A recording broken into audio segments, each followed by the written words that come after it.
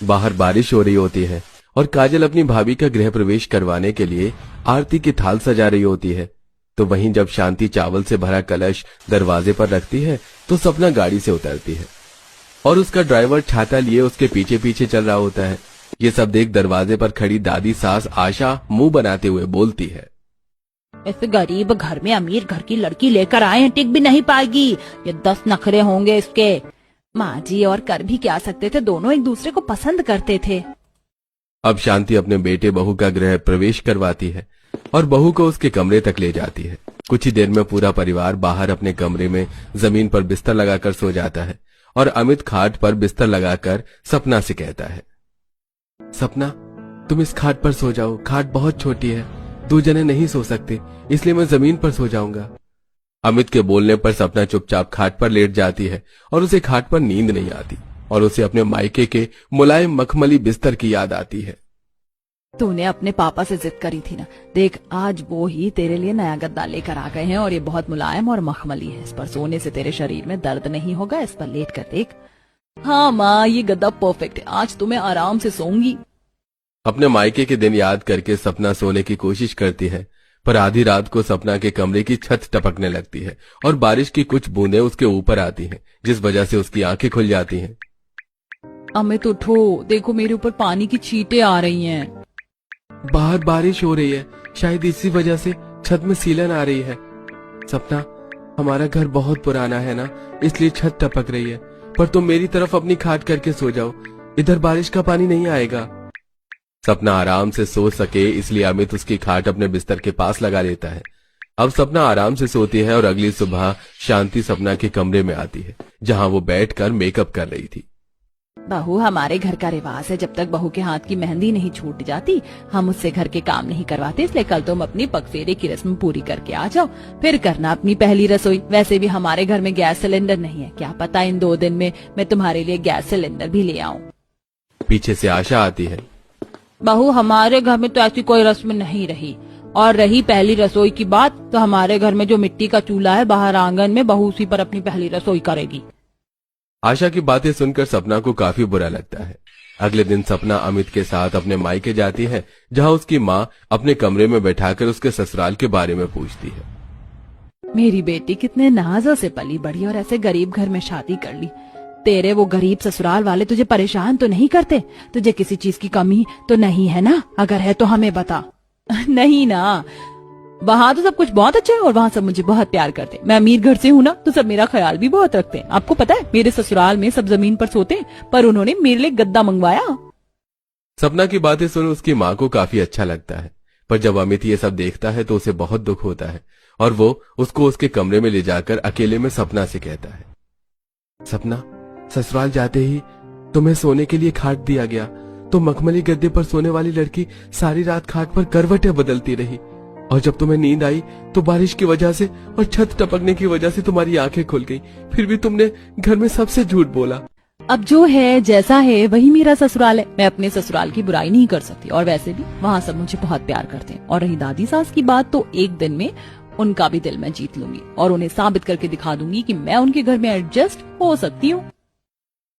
कुछ ही देर में सपना अपने पति के साथ पग फेरे की रस्म करके अपने ससुराल जाती है, जहां कुछ दिनों बाद उसकी पहली रसोई होती है और काजल अपनी भाभी को आंगन में ले आती है, जहां जमीन पर मिट्टी का चूल्हा बना होता है और सिर के ऊपर तिरपाल लगा होता है और खाना बनाने का सारा सामान और सूखी लकड़ियां दीवार के एक साइड लगी होती हैं। भाभी, यही आंगन में मिट्टी का चूल्हा ही हमारी रसोई है। मैं आपकी मदद नहीं कर पाऊंगी वरना दादी बहुत नाराज होंगी। अब आपको अकेले अपनी पहली रसोई करनी होगी। कोई बात नहीं काजल, मैं सब संभाल लूंगी। अब काजल वहां से चली जाती है और सपना सूखी लकड़ियां लेकर जैसे ही चूल्हा जलाने के लिए बैठती है, तेज आंधी तूफान चलने लगता है, जिस वजह से वो बार बार चूल्हा जलाती है और चूल्हा बुझ जाता है। तभी वहां शांति आती है। बहू, खुले में मिट्टी के चूल्हे पर खाना बनाने में कई परेशानियां होती हैं। तुम एक काम करो, इस कपड़े को इन डंडियों के बीच बांधो, फिर आंधी तूफान से चूल्हा नहीं बुझेगा। शांति के कहने पर सपना ऐसे ही करती है और खराब कपड़े से आसपास के हिस्से को कवर कर लेती है, जिससे आंधी तूफान की हवा कम आती है और सपना चूल्हा जलाती है। पहली बार सपना चूल्हे पर खाना बना रही होती है और आग तेज होने की वजह से जब वो सब्जी बना रही होती है तो उसके हाथ जल जाते हैं। कितना दर्द हो रहा है, क्या करूं, इस आग को कम कैसे करूं। भाभी आप ठीक तो हैं? आग तो बहुत तेज है, इसमें 2 लकड़ियां निकाल कर इन्हें पानी में डाल दो। काजल के कहने पर सपना चूल्हे से 2 जलती हुई लकड़ियां निकालकर पानी में डाल देती है और एक बार फिर खाना बनाने लगती है। उसका खाना बन जाता है और वो आसपास लगाई कपड़े हटा देती है, पर तभी हल्की हल्की बूंदें आने लगती हैं। अच्छा हुआ जो बारिश आने से पहले मैंने खाना बना लिया। बूंदाबांदी हो रही है, मैं एक एक करके सारा खाना घर में ले जाती हूँ, इससे पहले कि बारिश की वजह से मेरा खाना खराब हो। सपना सारा खाना एक एक करके अंदर घर में ले जाती है, पर क्योंकि रोटी खुले में होती है इसलिए ऊपर की 2 रोटी गीली हो जाती है। पर सपना ऊपर की वो रोटियां हटा देती है। कुछ देर में जब पूरा परिवार खाने को बैठता है तो वो सभी सपना की तारीफ करते हैं। भाभी आपकी पहली ही रसोई में इतनी तेज आंधी तूफान चली, बारिश हुई, पर फिर भी आपने खाना बहुत अच्छा बनाया है। माँ जी अब क्या कहती हैं आप? पहली रसोई तो 2-4 आइटम बनाकर ये खुद को साबित थोड़ी ना कर सकती है कि ये हमारे घर में एडजस्ट हो जाएगी। वो तो जब ये यहाँ रहेगी तब पता चलेगा। और रही खाने की बात, तो खाना इतना भी बुरा नहीं है। मैंने सोचा नहीं था अमीर घर की लड़की हम जैसे गरीब घर में इतनी परेशानियों का सामना करके अपनी पहली रसोई भी कर पाएगी, वो भी मिट्टी के चूल्हे पर। आशा मनी मन सपना की तारीफ करती है, पर किसी के सामने जाहिर नहीं होने देती। इसी तरह 2 दिन बीत जाते हैं और बेचारी सपना आंगन में मिट्टी के चूल्हे पर ही खाना बनाती है। और जब खाना बन जाता है तो शांति के साथ आशा आती है और उसे ढेर सारे कपड़े धोने के लिए देती है। खाना तो तुमने बना लिया, अब कपड़े धोकर दिखाओ, वो भी हाथों से। हमारे यहाँ वॉशिंग मशीन तो नहीं है। कोई बात नहीं दादी सासू माँ, मैं धो लूंगी। मुझे कपड़े धोने नहीं आते, कैसे करूंगी मैं? इतना कहकर सपना कपड़े उठाती है और नलके पर लेकर जाती है। पसीना धूप से परेशान वो नलका चलाती है और फिर हाथों से रगड़ कर कपड़े धोती है। और ये सब आशा छुप कर देखती है। जैसे जैसे कपड़े धोकर सुखाकर वो अंदर जाती है, फिर तेज हवा चलती है और कपड़े गंदे हो जाते हैं। अब सपना बेचारी उन्हें फिर धोती है। जहां सपना परेशान थी वहीं आशा उसकी लगन देखकर खुश थी और आखिरकार उसके कपड़े सूख जाते हैं। इसी तरह कुछ दिन बीत जाते हैं और अब रसोई के साथ साथ सपना को घर की बाकी जिम्मेदारियां भी दी जाती हैं। सास उसे 1000 रुपए पकड़ाती है और खाट पर बैठी दादी सास उसे 1000 रुपए में ही महीने भर का राशन लाने को कहती है।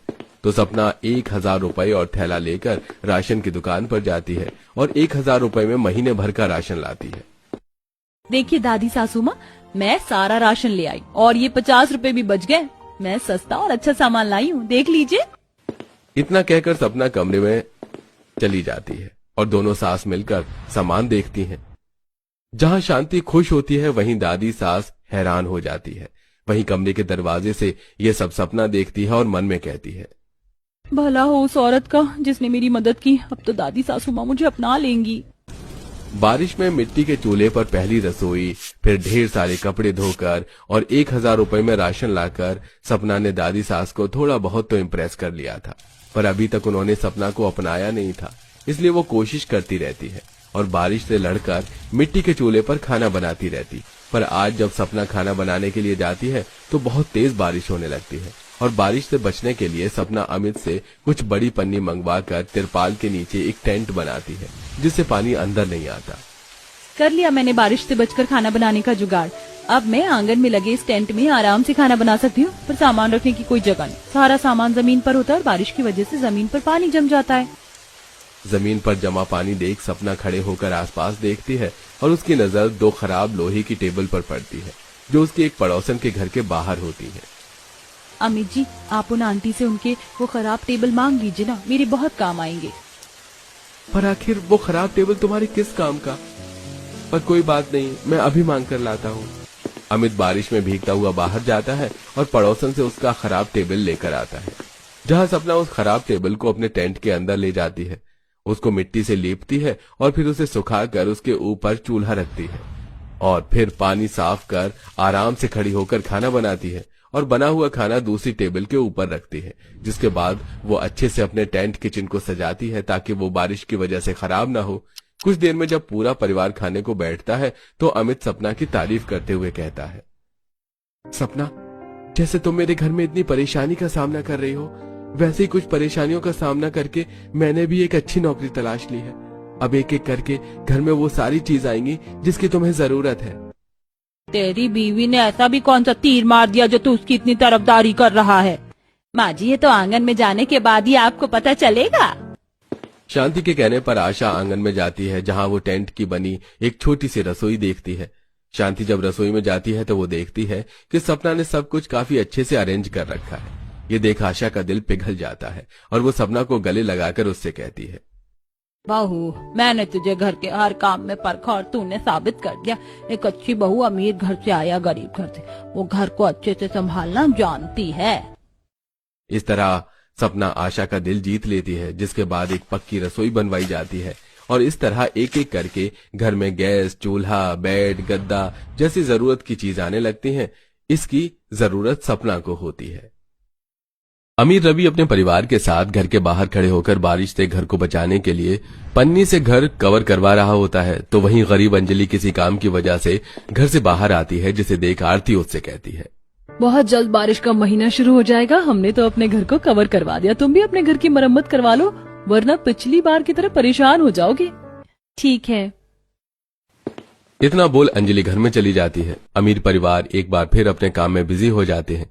देखते ही देखते पूरा दिन बीत जाता है और विनीत जब रात को सब्जियां बेचकर घर आता है तो अंजलि विनीत से कहती है, विनोद, देखो ना, हमारी पड़ोसन ने अपने घर में पन्नी लगवा ली है ताकि बारिश से उसके घर में सीलन ना आए और उनके घर की सफेदी खराब ना हो। हम भी इस बार अपने छत की मरम्मत करवा लेते हैं, वरना पिछली बार की तरह परेशानी होगी। बच्चों के साथ बेड पर बैठी सुमित्रा कहती है, हाँ बेटा, एक बार छत की मरम्मत करवा लेंगे तो कुछ सालों का छुटकारा मिल जाएगा। कोशिश कर रहा हूँ, बहुत जल्द छत की मरम्मत करवा लूंगा। अमीर के पास इतना पैसा है कि वो बरसात आने से पहले ही बरसात से बचने की सारी तैयारी कर लेता है, पर गरीब इतना गरीब होता है कि सोचते सोचते बरसात का मौसम आ जाता है और वो कुछ नहीं कर पाते। फिर एक दिन अमीर परिवार जब घर में टीवी देख रहा होता है तो अचानक से बारिश शुरू हो जाती है और राजू भाग के खिड़की से बारिश को देखने लगता है। पापा देखो ना, बाहर कितनी अच्छी बारिश हो रही, मुझे भी बारिश में नहाना है। आरती, देखो ना, बच्चे नहाने की कितनी जिद कर रहे हैं। मैं उन्हें छत पर ले जाता हूँ, जब तक तुम बारिश में गर्मा गर्म पकौड़े बना लो। इतना बोलकर रवि अपने बच्चों के साथ छत पर बारिश में नहाने जाता है और खूब एंजॉय करता है। तो वहीं रसोई में खड़ी होकर आरती खिड़की से बारिश का मजा लिए उनके लिए पकौड़े बनाती है। पर अचानक बारिश होने की वजह से विनीत घर के बाहर जो कि सब्जी ठीक कर रहा होता है वो अपनी सब्जियां समेटने लगता है। तो वहीं अंदर खाना बना रही अंजलि के खाने में बारिश का पानी जाता है जो कि छत से टपक रहा होता है।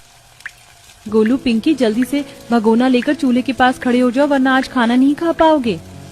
पिंकी गोलू हाथ में पतीला लिए चूल्हे पर गिर रहे पानी के नीचे लगा देते हैं। माँ, हमें भी बाहर नहाना था क्या? जब तक खाना नहीं बन जाएगा हमें ऐसे ही भगोना लेकर खड़े रहना पड़ेगा। हाँ बेटा, बस थोड़ी देर की बात है, खाना बनने ही वाला है। सुनिए जी, देखिए छत टपक रही है, कुछ कीजिए ना। देख ले कैसे तेरे बीवी बच्चे इस बारिश में मेहनत कर रहे हैं। मैंने तुझे पहले ही कहा था बारिश आने वाली है, छत ठीक करवा ले, पर तू किसी की सुनता कहाँ है। अपनी माँ और बच्चे की बातें सुनकर विनीत बाहर से कुछ घास लेकर आता है और उन घास को लेकर छत पर सीढ़ियां लगाकर जाता है और थोड़ी थोड़ी दूर पर उन घास को लगाने लगता है। ये सब कुछ छत पर बारिश में नहा रहा रवि देख लेता है। भाई साहब, अगर कोई मदद चाहिए तो बताओ, मैं आपकी मदद कर देता हूँ। अरे नहीं, मदद की जरूरत नहीं है, बस थोड़ा सा पानी है जो टपक रहा था, अब हो गया ठीक। विनोद रवि की मदद लेने से साफ साफ मना कर देता है। कुछ देर में विनोद अपने बच्चों के साथ छत पर नहाकर नीचे जाता है और तभी सभी गर्मा गर्म पकौड़े खाते हैं।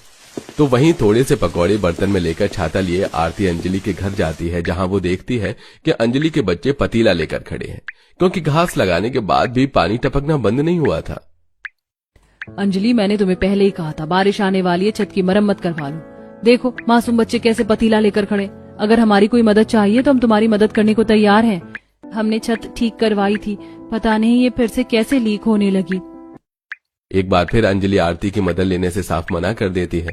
इसी तरह कुछ दिन बीत जाते हैं और एक रात तेज आंधी तूफान चल रहा होता है। गरीब परिवार अपने घर में आराम से बिस्तर लगाकर सो रहा था, तो वहीं अमीर परिवार सोने की तैयारी कर रहा होता है। तभी अचानक से तेज बारिश होने लगती है।